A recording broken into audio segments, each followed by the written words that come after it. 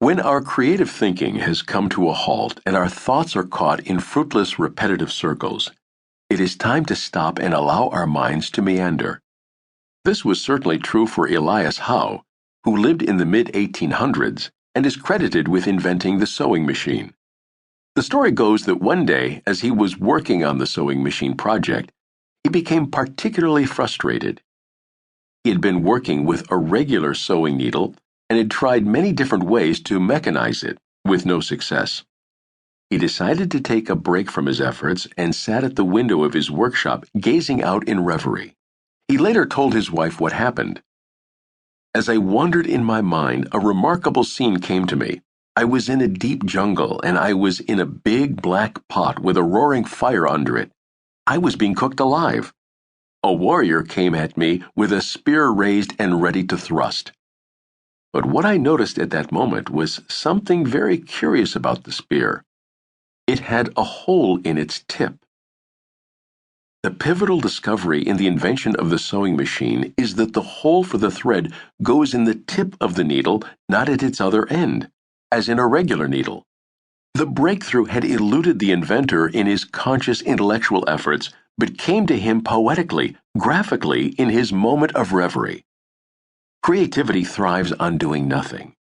In the moments that might seem empty, what has been there all along in some embryonic form is given space and comes to life.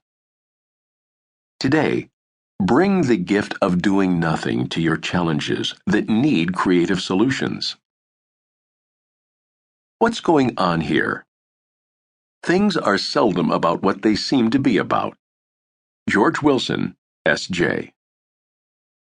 Sometimes we are so focused on accomplishing one particular task that our vision narrows and we overlook the obvious cause of pain and distress in those around us.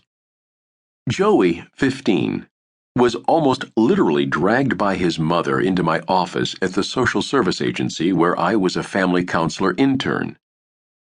"He absolutely refuses to go to school," she said to me, clearly frustrated. The three of us spent the session in different ways. I was trying to figure out the cause of his school phobia. The mother spent the session expressing frustration at her once cooperative son. The boy spent the session in disgruntled silence, with a couple of one-syllable exceptions. To all my questions, they responded with very little information. I couldn't figure out what was at the heart of the problem.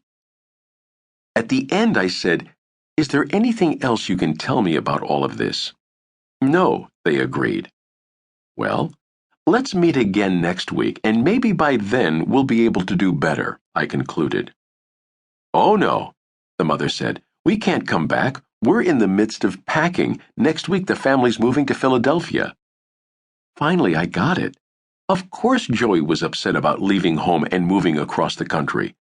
We extended the session and gave the boy a chance to express his grief at losing all his friends, and his mother a chance to understand how difficult that is. This family was moving so fast that they missed the obvious. They needed to slow down to notice. Maybe in Philadelphia. When conflict arises today, take a moment to ask, what is this conversation, comment, request, etc., really about?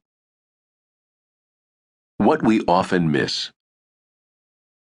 Sometimes I go about in pity for myself, and all the while a great wind is bearing me across the sky. Ojibwe saying. As you might guess, I love epigraphs, those pithy sayings that capture an important idea in a few happy words. Each of these reflections begins with an epigraph.